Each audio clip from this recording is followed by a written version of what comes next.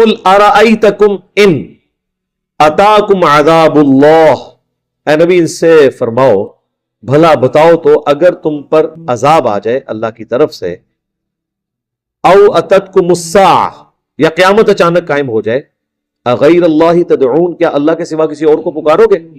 ان کنتم صادقین اگر تم واقعی سچے ہو، بل ایاہ تدعون بلکہ تم اسی کو پکارو گے، فَيَكْشِفُ مَا تَدْعُونَ إِلَيْهِ اور وہی تکلیف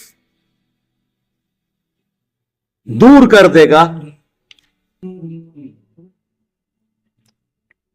انشاء اگر وہ چاہے گا، وَتَنْسَوْنَ مَا تُشْرِكُونَ اور اس وقت تم بھول جاؤ گے ان تمام ہستیوں کو جن کو تم اللہ کے ساتھ شریک ٹھہرایا کرتے تھے۔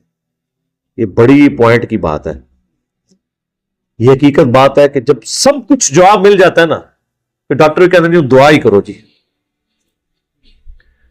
یہ ہے نا، یعنی حقیقت بات ہے۔ میں نے آج تک نہیں دیکھا کہ جب آپ دیکھیں مطلب مسلمان ٹریول کر رہے ہوتے ہیں یہ ایئر فلائٹس کے اندر، کبھی وہ ایئر پاکٹس آئی ہیں، میرے ساتھ تو خود بھی اس طرح کا تجربہ ہوا ہے کہ یہ تو ویڈیوز بھی لیک ہو جاتی ہیں۔ میرا تو خیال ہے سی سی ٹی وی کیمرے آوازوں والے لگے ہونے چاہیے ان فلائٹس میں جہاں ایئر پاکٹس آتی ہیں، وہاں تو لگتا ہے کہ جہاز گیا کہ گیا۔ ایئر پاکٹس یعنی ایسے گیپس آ جاتے ہیں یہ چائنا کی فلائٹ کے دوران اور ایسی جگہوں پہ کہ سیکنڈز میں جہاز جو ہے نا وہ 1-1.5 کلومیٹر نیچے آ جاتا ہے ایک دم، کیونکہ نیچے سے ایئر ختم ہو جاتی ہے، اسے ایئر پاکٹ کہتے ہیں۔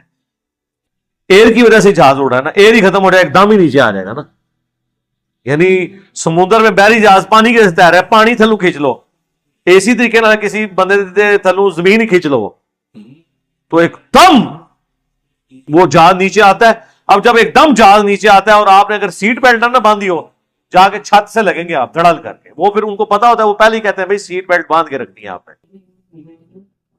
وہ ایسے ایسے دل ڈھول رہا ہوتا ہے، ایسے ایسے ہر چیز جو ہے وہ بندہ کہتے ہیں جہاز، اور پھر جب طوفان آتا ہے نا تو وہ اس کے جہاز کے جو پر ہے نا وہ اتنی تیزی سے پھٹپھڑاتے ہیں، ظاہر ایک تنکے ہے نا جی ہوا کے اندر، تو اتنی بڑی انوائرمنٹ میں ایک مجھے بتائے جہاز کیا ہے، اور جب تیز آندھی چلے اور اتنے بڑے اس کے پر ہیں وہ اتنی زور سے پڑپڑاتے ہیں لگتا ہے کہ ابھی ٹوٹ گئے۔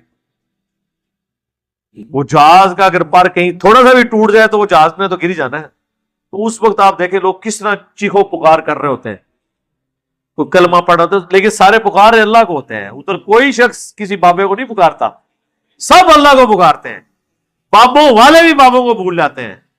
اور یہ تو اللہ تعالیٰ نے کہا کہ اے نبی ان سے فرماؤ، یہ تو کافروں سے اس وقت کہا جا رہا تھا نا، آج بھی یہی رول ہے۔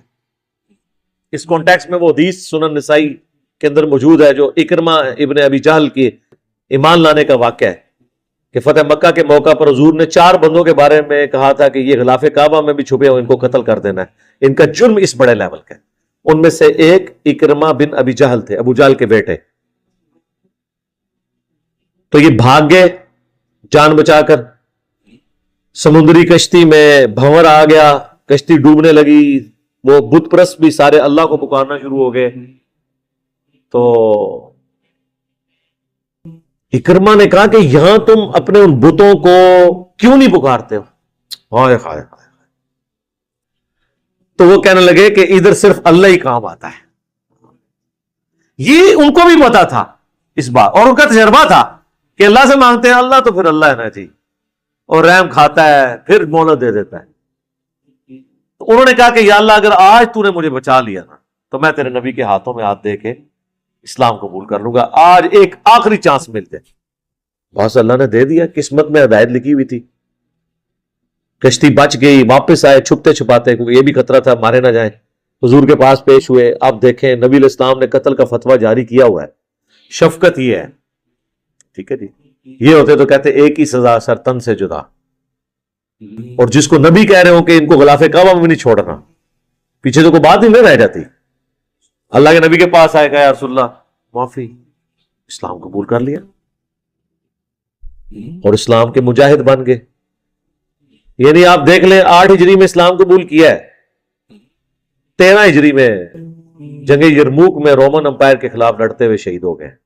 صرف 5 سال کی اسلام کی زندگی ہے اکرمہ بن ابی جہل کی، اور وہ بھی اسلام قتل کے فتووں کے بعد، ٹھیک ہے، یہ سمجھے نئی زندگی ملی، گویا کہ دنیا میں واپس آ گئی. 5 سال کی زندگی ایمان کی حالت میں ملی. باپ امت کا فرعون اور بیٹا صحابی اکرمہ بن ابی جہل، ہم کہتے ہیں رضی اللہ تعالی عنہ. کیا بات ہے، ابو جہل کا نام بھی بولا جا رہا ہے آج تک ساتھ، اکرمہ نہیں بولا جاتا. صرف اکرمہ بولا جائے نا تو اس سے مراد ابن عباس کا شاگرد ہوتا ہے جو بخاری مسلم کا راوی ہے. ان کا نام ہمیشہ بولا جاتا ہے اکرمہ بن ابی جہل. ٹھیک ہے، تو میں جب بھی اس طرح کی قرآن میں یاد پڑھتا ہوں نا تو حضرت اکرمہ کا خیال آ جاتا ہے. تو تم اسی کو پکارو گے اور جتنی ہستیاں جن کے بارے میں تم گمان کرتے تھے ان کو بھول جاؤ گے. اللہ ہی مدد فرمانے والا ہے. یہ دیکھ رہے جی، یہ اللہ نے انسان کی نیچر میں چیز رکھی ہے. یہ بابوں کا آپ لوگوں کو پڑھا رہے ہوتے ہیں نا، جو ایک چھوٹا بچہ ہے نا کسی بھی فرقے کا، اس پہ جب بھی کوئی مشکل آئے گی نا، اگر مسلمان کے گھر وہ بچہ پیدا ہوا ہے تو وہ اللہ ہی کو پکارتا ہے. جب تک کہ آپ اس کو یہ بتا نہ دیں کہ ٹیکا لگن لگے تو یا شیخ عبد القادر پڑھ، وہ تکیے نا ویڈیو، وہ بچے نے پڑھایا ہوا ہے. ادروائز بچے تو سیدھے سے سوال کر لیتے ہیں نا. آپ جن بزرگوں کے بارے میں بڑے بڑے کلیم احترام کیے ہوئے ہیں تو بچے تو سیدھے سے سوال ان کے بارے میں کر لیں گے. آپ لوگوں نے کبھی سوچا بھی نہیں ہوگا کہ آپ سے کوئی ایسا پوچھ سکتا ہے. میں آپ کو اپنا بتاتا ہوں، ہم اسلام آباد میں جب گھر بنوا رہے تھے نا تو ہم نے جو مستری لگایا ہوا تھا نا وہ کرسچن تھا، پروٹیسٹنٹ کرسچن جو ہے نا وہ بدعات اور اس طرح چیزوں میں نہیں پڑتے.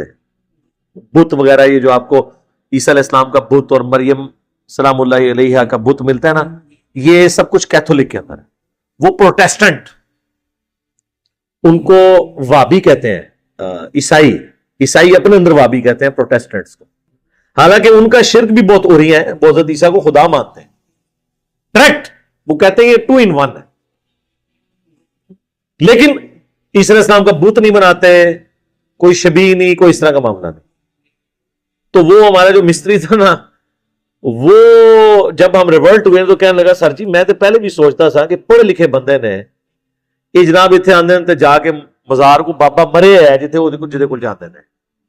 خیر وہ ہم بھی سجدہ کرنے تو نہیں جاتے تھے، لیکن وہ کہتا تھا کہ کیا کسی کو کیا دے سکتے ہیں. تو آپ دیکھیں بعض اوقات کسی کرسچن کو، کسی عام بندے کو ایسی بات سمجھ ہوتی ہے جو ایک پڑھے لکھے بندے کو بزرگان دین کی پھیلائی ہوئی بے برکتیوں کی وجہ سے نہیں سمجھ آ رہی ہوتی. اس لیے تو میں بابا نے مگر ہویا کیونکہ انہوں نے بول لگے سن جو بندہ آپ کو دھکا دے دے سمندر میں اور آپ ڈوب کے مر جائیں، اور اگر آپ کو اللہ زندہ کر لے تو سیدھے پہلے اس بندے کو پوچھو گے کہ اللہ وہ بندہ میرے والے کر جنہیں منو، تو ظاہر ہے یہ تو ایک نیچرل ہے غصہ. وہ ابو داؤد میں حدیث ہے نا، قیامت والے دن مقتول اپنے قاتل کو پیشانی کے بالوں سے پکڑ کر اس حال میں کہ مقتول کی اپنی رگوں سے خون بہ رہا ہوگا، وہ اللہ کے عرش کے پاس چلا جائے گا کہ یا اللہ پہلے تو میرا فیصلہ کرنا، اس نے میرے ساتھ یہ کیوں کیا. تو ہم نے بھی ان کو جو ان کے بابوں کو پیشانی سے پکڑا ہوا ہے اور گھسیٹ رہے ہیں اس کی وجہ سے کہ یہ تمہاری آخرت برباد کرنے لگے تھے. دنیا برباد کوئی کر بھی دے تو کوئی مسئلہ نہیں ہے اگر آخرت بن جائے، لیکن آپ سے آخرت چھین لیں. اور یہ وہ ہیں جنہوں نے دنیا بھی چھینی ہے، آپ کی آخرت بھی چھینی، نہ آپ کا مال چھوڑا، نہ عزت چھوڑی، جب موقع ملے عورتیں بھی نہیں چھوڑتے، آخرت تو چھینی.